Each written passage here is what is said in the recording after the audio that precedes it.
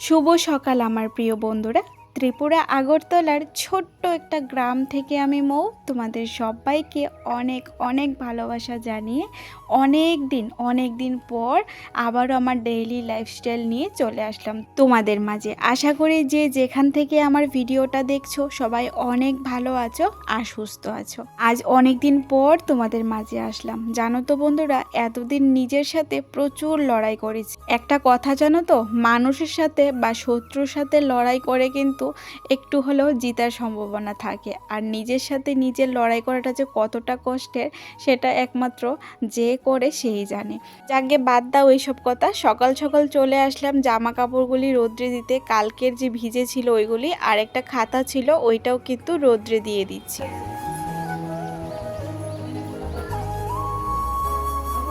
এই ভিডিওটা দেখে তোমাদের মনে একটা প্রশ্ন আসবে, সেটা আমি জানি, যে দিদিভাই তুমি না বলেছো বাড়িতে চলে গেছো, এখন আবার বাবার বাড়িতে ভিডিও দিচ্ছ কেন? এটা কেন দিচ্ছি বা কি হয়েছে সমস্তটা আমি আস্তে আস্তে বলবো। তার আগে দেখো, আমার সাথে সাথে কিন্তু পিওশনও কাজ করছে। তো যেহেতু অনেক দিন হয়ে গেল এই বেড কভারগুলি, বালিশের কভারগুলি ধোয়া হচ্ছিল না, আর মা তো এখন আর আগের মতো কাজ করতেই পারে না, তাই আজ কিন্তু সকাল সকাল ঘুম থেকে উঠে প্ল্যান করে নিয়েছিলাম আজকে কিন্তু বেড কভার বালিশের কভার এগুলি ধুয়ে দেবই। বিছানাটা উঠিয়ে কিন্তু মামি একটু দুষ্টামি করছিলাম। প্রত্যেকটা মেয়েরই বাবার বাড়িতে আসলে এরকমভাবে দিন শুরু হয়। আর এদিকে দেখো চলে এসেছে ইটের গাড়ি। তোমরা তো অনেকেই দেখেছো আমার বাবার বাড়িতে নতুন করে রুম তোলা হচ্ছে। তো কেন তোলা হচ্ছে সমস্তটা আমি তোমাদের সাথে শেয়ার করব। আজকে অনেক কিছু তোমাদের সাথে শেয়ার করার বাকি আছে, সমস্তটাই বলবো আজকে খুলে। তো মা না একা একা ইটগুলিকে নিচ্ছিল আর কি, মিস্ত্রির কাছে নিয়ে দিচ্ছিল আর কি। তো ভাবলাম চলো আমিও একটু এগিয়ে দিই, হাতে হাতে কাজ করি, তাহলে মার কষ্টটা অন্তত একটু কম হবে। আর এই সকালবেলা থেকে এত পরিমাণে রৌদ্র দিচ্ছে না, যেরকম রৌদ্র সেরকম গরম। তো দুইজনে মিলে আনলে কিন্তু তাড়াতাড়ি হবে, সেজন্য কিন্তু আমি আর মা দুজন মিলে ইটগুলিকে নিয়ে মিস্ত্রি কাকুর সামনে নিয়ে দিচ্ছি, তাহলে ওদেরও কাজ করতে তাড়াতাড়ি হবে, সুবিধা হবে, আর আমাদেরও কিন্তু একটু তাড়াতাড়ি কাজ হয়ে যাবে।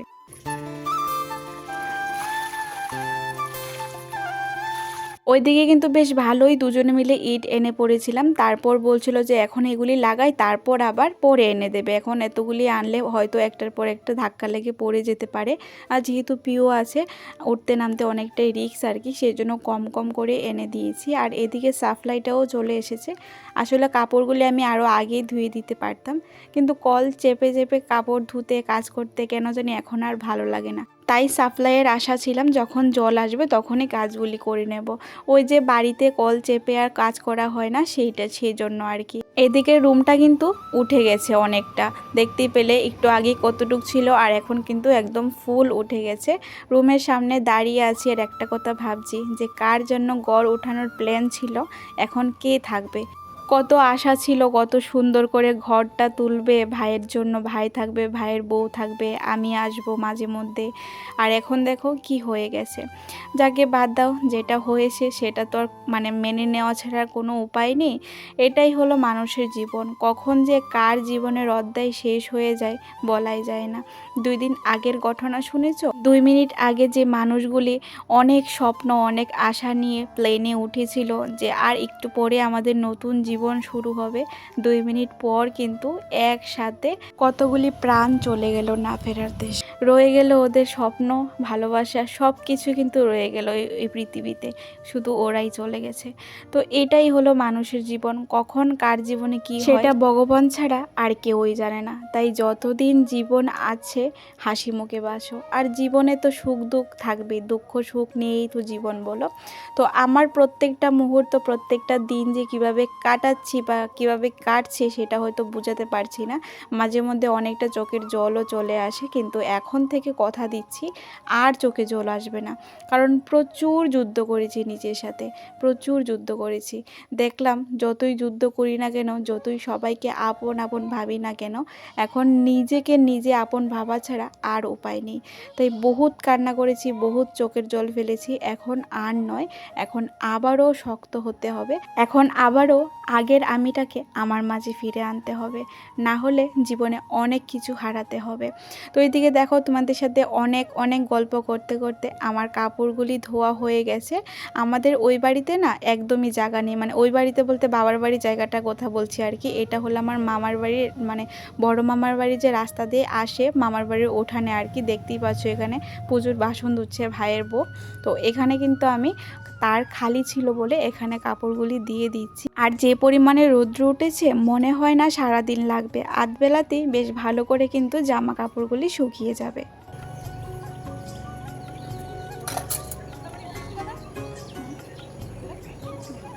সকাল থেকে কিন্তু আমি ঘুম থেকে উঠে জল ছাড়া আর কিছু খাইনি। তো মা বারবার বলছিল কিছু খাবি কি, বানিয়ে দেবো বল।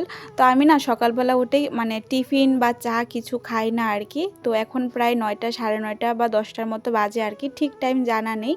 তো মা বারবার বলছিল কিছু যখন খাবি না একটুখানি ভাত খাইয়ে দিই।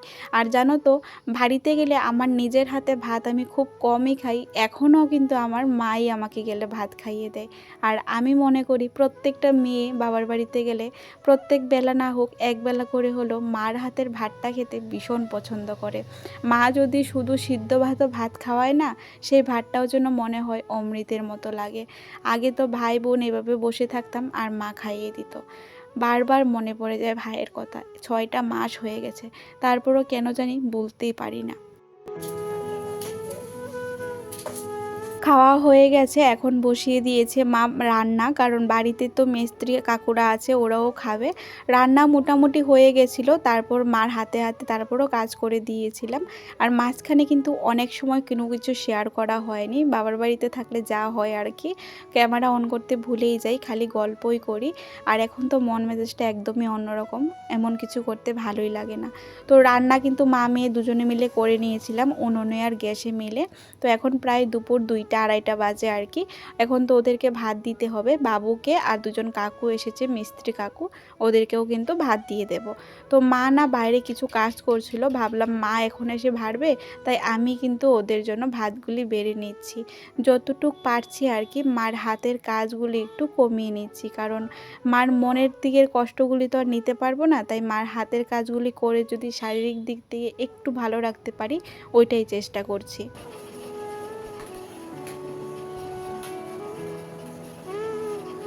ভাইটাকে হারানোর পর পরিস্থিতিটা এরকম জায়গায় এসে পৌঁছেছে যে এত কাছের, এত ভালোবাসার মানুষগুলির যে এত সুন্দর আসল রূপ দেখতে পারবো ভাবতেও পারিনি।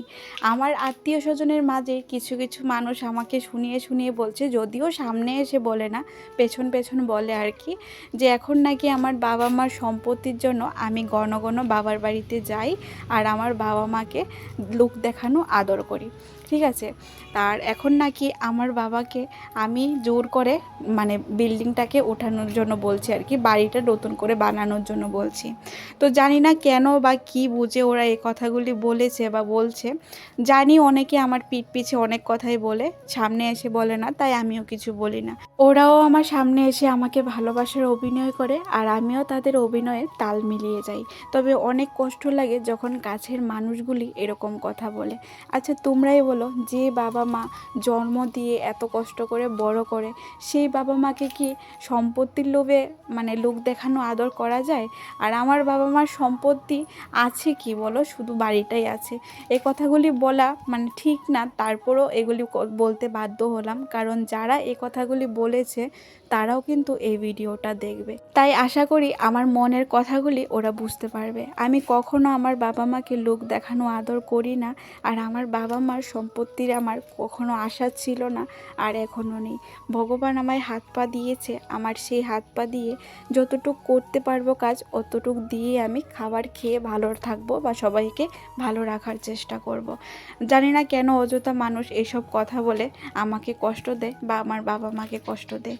তবে আমার ভাইকে হারানোর পর একটা কথা ঠিকই ভালো করে বুঝতে পেরেছি আমি বা আমার বাবা মা, এখন যতটা অসহায়তা হয়ে গেছি আমরা, মানে এতটা অসহায় হয়ে গেছি যে প্রত্যেকটা কাছের মানুষও এখন আমাদেরকে দেখে হাসে, মানে এতটা অসহায় হয়ে গেছে আর কি।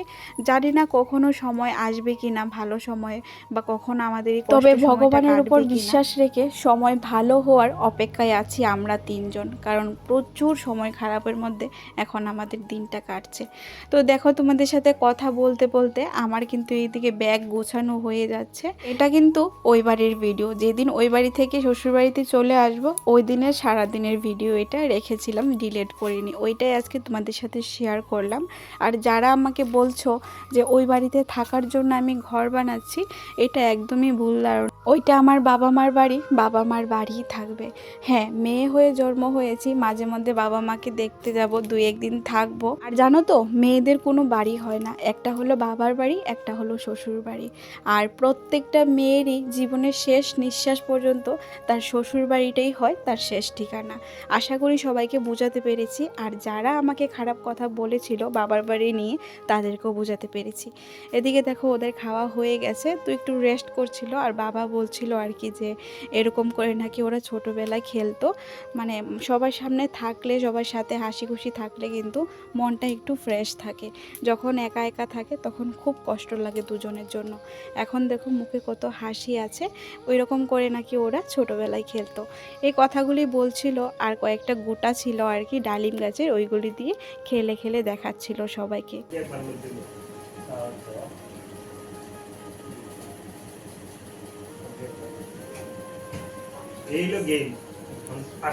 সময় শেষ, দেখতে দেখতে বিকেল হয়ে গেছে, গাড়িও চলে এসেছে, রেডি হয়ে গেছি খাওয়া দাওয়া করে। এদিকে দেখো মেয়ে ঘুম থেকে উঠেছে মামির কোলে, মামাকে আদর করে দিচ্ছে। আর পরে আর কোনো ভিডিও শেয়ার করা হয়নি, কারণ প্রত্যেকবার আসার সময় খুব কান্নাকাটি করে। আর আমিও আসার সময় খুব ভেঙে পড়ি ভাইয়ের ছবিটাকে দেখে, বাবা মার মুখের দিকে দেখে। টাটা, সবাই ভালো থেকো।